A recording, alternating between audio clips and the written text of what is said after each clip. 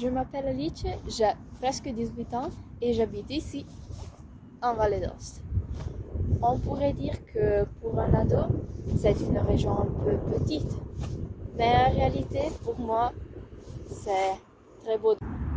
J'habite en Vallée d'Aoste depuis quand je suis née et ici, j'ai tous mes amis, ma famille, toutes mes relations et je ne connais pas d'autre réalité que celle-ci.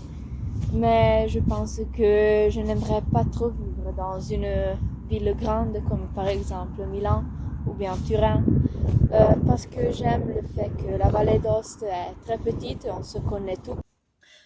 Je ressens une très forte appartenance au Valdôtaine et c'est aussi pour cette raison-là que j'ai décidé de participer à ce concours. Je pense de pouvoir décrire ce que c'est ma vie ici, en Vallée d'Aoste, en décrivant des aspects de ma vie quotidienne, en partant par exemple de la montagne, de mes relations, des couleurs de ma vallée et de mes amitiés. J'ai pensé de faire cela en créant cette vidéo dans laquelle j'ai inséré des photos, des vidéos, mais aussi des témoignages de personnes qui me sont très chères. Je vais donc présenter les choses qui sont plus importantes pour moi et qui me font ressentir une très forte appartenance. Et on va tout d'abord commencer par la montagne. La montagne est la première chose qui me vient à l'esprit quand on me demande de décrire ma région. J'ai grandi entre les montagnes, mais au tout début, je n'aimais pas trop m'y promener. Puis avec le temps, j'ai appris à apprécier ce qu'elle me proposait et j'ai commencé à faire des longues randonnées avec mes amis, ma famille ou bien toute seule. La nature alpine est merveilleuse et elle propose des spectacles extraordinaires. La chose la plus belle est de condiviser l'effort avec des personnes qu'on aime pour ensuite admirer le paysage du sommet qui laisse toujours bouche bée. Et on le sait bien, quand on est en compagnie, le fatigue est toujours mineure. Et même la montée la plus impossible semble réalisable grâce aux exhortations collectives.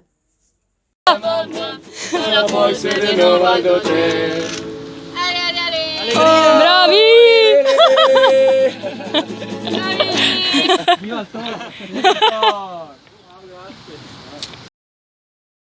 Comme tous les ados qui ont un magasin ou bien une place préférée, moi j'ai la montagne préférée et c'est le Monte Milius.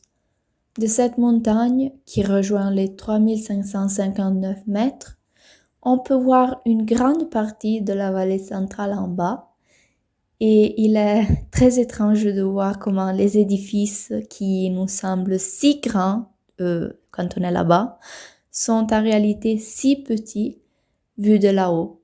Et on a presque l'impression d'être sur un avion. On voit aussi les sommets des autres montagnes qui semblent être sur le même niveau que nous. Et quand on arrive là où il y a la croix, on se sent une adrénaline qui nous fait penser d'être le roi du monde. On s'assit là, avec notre sandwich, tout content d'avoir rejoint notre destination.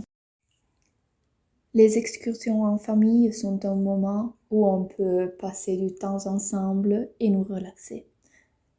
Maman et papa sont presque toujours au travail et la montagne permet de se retrouver et de s'échanger les idées. Quand on arrive où il y a un petit lac, c'est tradition de se baigner même si l'eau est très froide. Pourtant, la montagne me fait aussi cadeau de moments en solitaire où je peux respirer à plein poumon, penser et réfléchir sur des choses qui me préoccupent ou bien seulement détacher l'esprit des problèmes et profiter du moment. La chose la plus belle est de se sentir si puissant quand on arrive là sur le point le plus haut, sur le toit du monde on peut l'appeler, en regardant la vallée qui reste à nos pieds.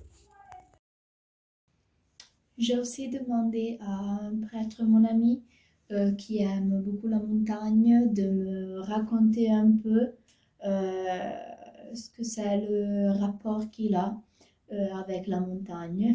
Et il m'a dit des choses vraiment très belles. Pourquoi tu aimes la montagne? J'aime beaucoup la montagne parce que quand j'étais petit, mon père m'a toujours amené dans nos montagnes, dans les montagnes de ma commune. Et parce que des fenêtres de ma maison, je voyais le Grand Combin, de l'autre côté, je voyais la Becca di Nonna, les Milius. Et quand j'étais petit, j'ai toujours aimé le paysage que je voyais de ma maison. Quelle est la chose que tu préfères de tes randonnées? Je préfère surtout deux choses. La première, c'est de le faire en compagnie avec des amis pour avoir l'occasion pour parler, pour rester ensemble, pour découvrir des morceaux de nos vallées très beaux. Et l'autre chose que je préfère, c'est de rester en silence, de m'amener dans des endroits où je suis seulement moi, avec la nature et avec le bon Dieu. Quelles sont les sensations que tu éprouves quand tu vas en montagne? La sensation que j'éprouve le plus, c'est d'être très petit, d'être une créature. Quand on se trouve au pied d'une montagne, quand on se trouve au pied d'un glacier, quand on se trouve au commencement d'un chemin, d'une vallée, on a toujours la sensation d'être très très petit. Et ça, pour moi, il me rappelle toujours d'être une créature et qu'il a quelqu'un qui a créé tout ça pour moi. Et cette sensation, je l'aime beaucoup. Quelle est ta pointe préférée et pourquoi? Ma pointe préférée, c'est la grivola, parce qu'elle a une forme très fascinante et parce qu'à ses pieds, dans les alpages, ils sont passés générations entières des éleveurs qu'ils ont vécu au pied de cette très belle montagne. Et la motivation la plus élevée, c'est que Pier Giorgio Frassati, un bienheureux de l'Église, un jeune, il a grimpé cette montagne au commencement du siècle. Moi, je n'ai pas encore eu la possibilité de rejoindre le sommet, mais j'aurai le plaisir de le faire cet été. Quel est le plus beau souvenir que tu as en pensant à la montagne? Le plus beau souvenir que j'ai en pensant à la montagne, c'est une randonnée avec mon père au pied du Monte Milius. Et dans cette occasion, mon père il m'a dit qu'il était malade, qu'il avait un cancer. Et en pensant à notre randonnée, à notre marché en montagne, j'ai senti la sensation d'être jamais seul, d'avoir toujours quelqu'un avec lequel marcher. Et la vie, c'est comme mes randonnées avec mon père en montagne.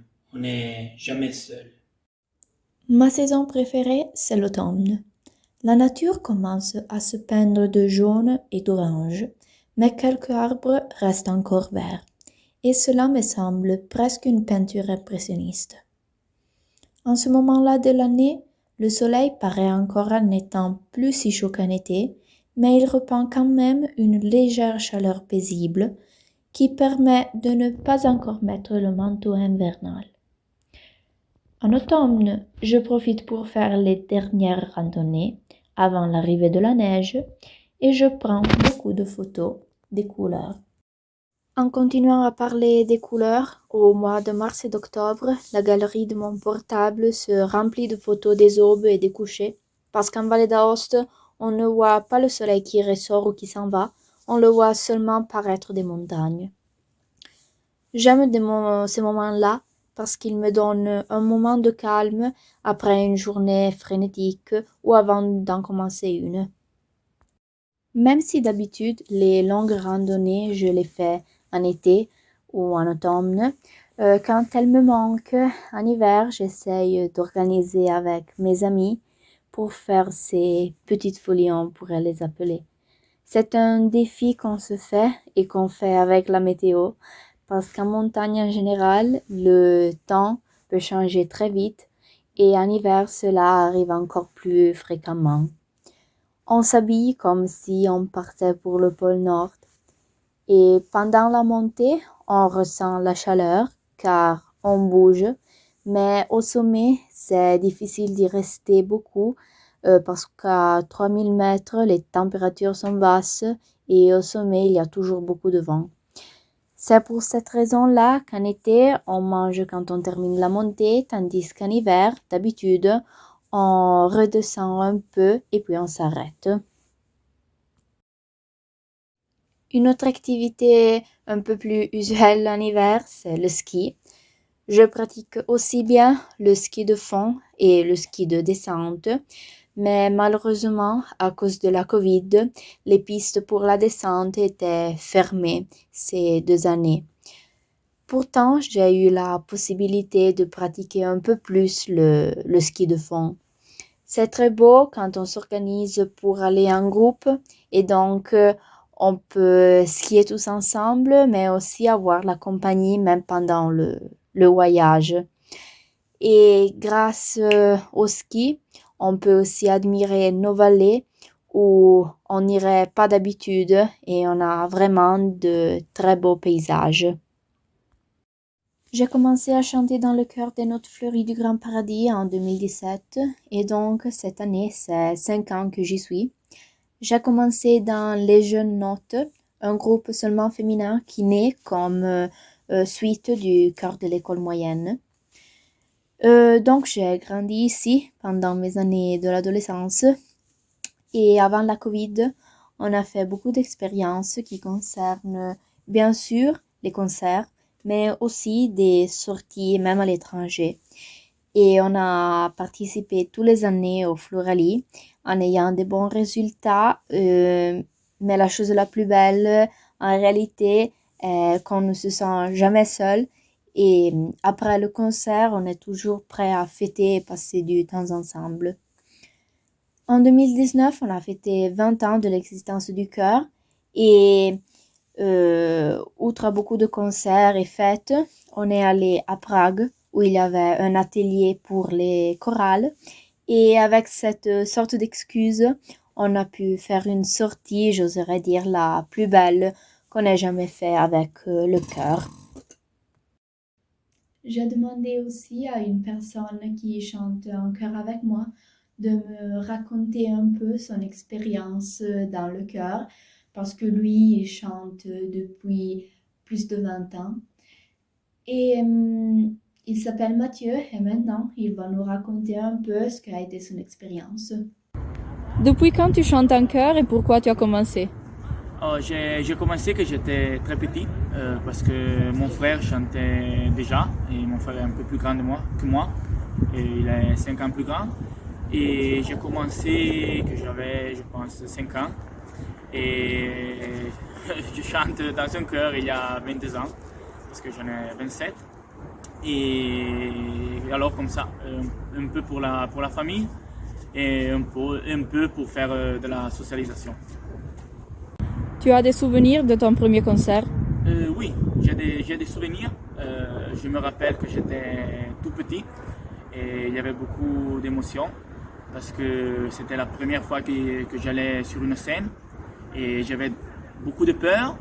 Mais puis je me rappelle que quand on est monté en scène, la peur est évanouie et c'était parfait et je me suis amusé beaucoup. Et je pense que même parce que j'avais tous mes copains qui chantaient avec moi et alors c'était vraiment amusant. Quelle est la plus belle sortie que tu as fait avec le chœur?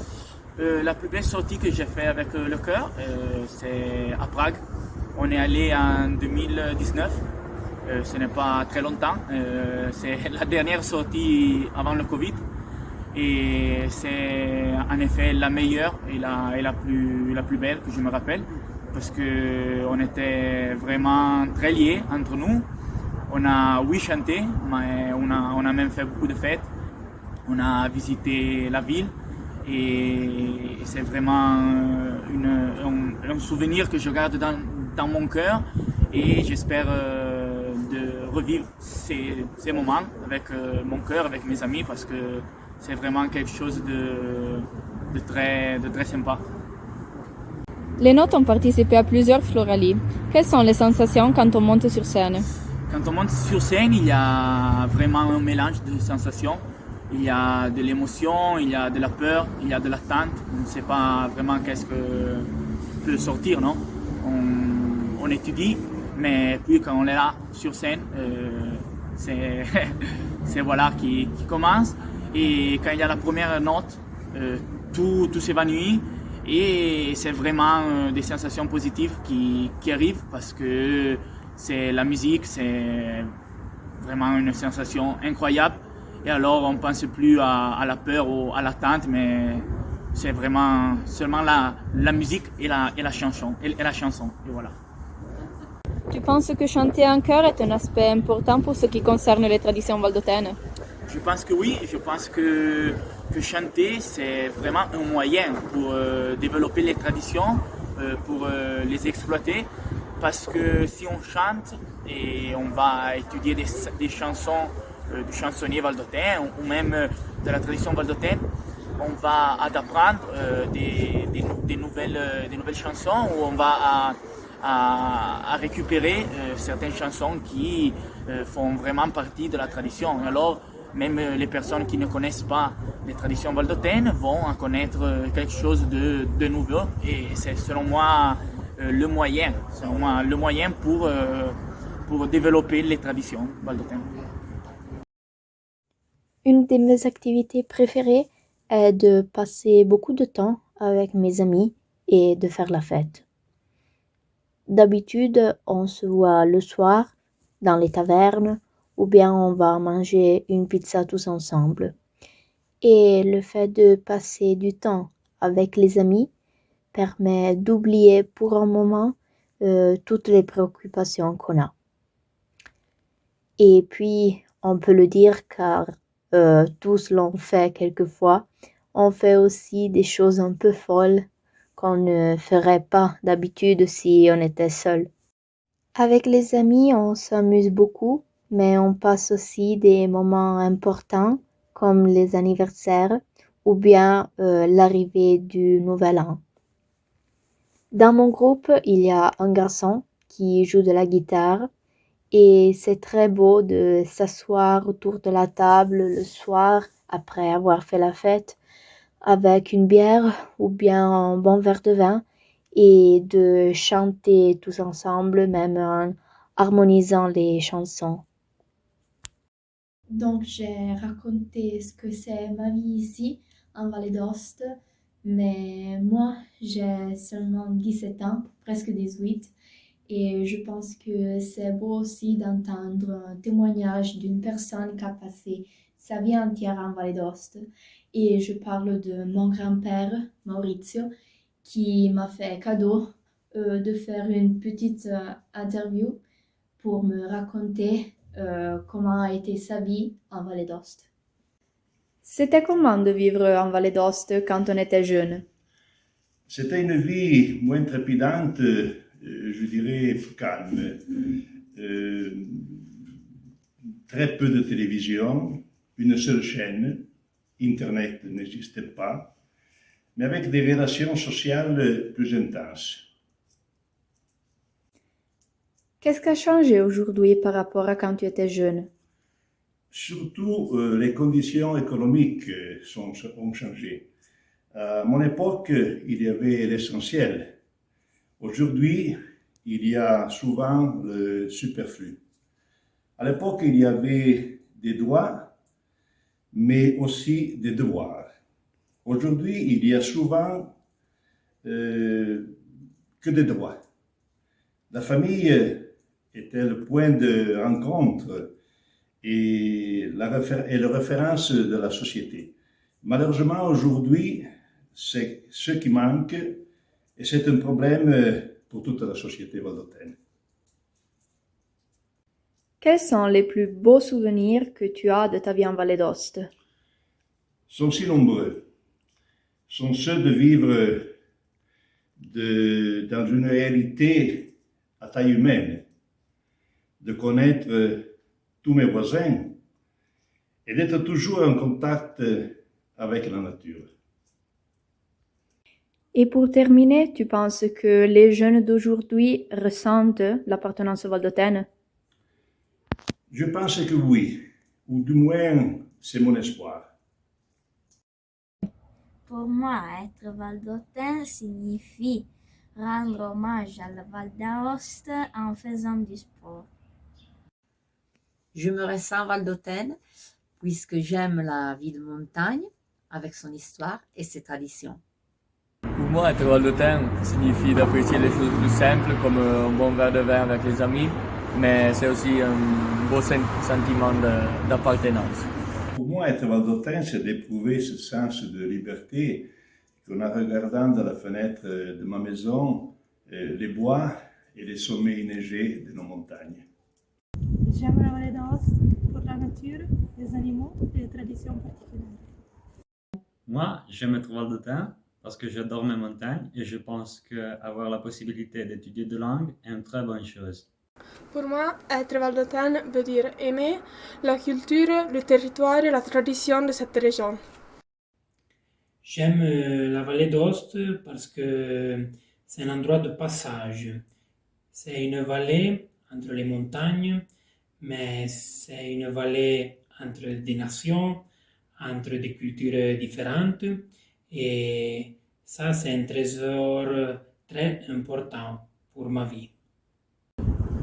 J'aime la Val d'Aoste parce que je pense que c'est le milieu de nos ancêtres et c'est un peu le lieu du départ tout pour moi. Et je pense que ça suffit une montagne, une couleur, une sensation pour retourner aux mémoires de la Val d'Aoste, un peu comme la Madeleine pour Proust. Pour moi, c'est une couleur, une image de la Val d'Aoste. On trouve toujours maison ici. Je me ressens valdôtaine pour toutes les raisons que j'ai mentionnées dans cette vidéo, mais la chose la plus importante, celle qui me fait ressentir le plus mon appartenance valdôtaine, est le fait de penser à cette région-là et y voir toujours une maison. Donc le fait de se sentir sûr dans cette place-là où je suis et de savoir que je suis dans le lieu où je devrais être.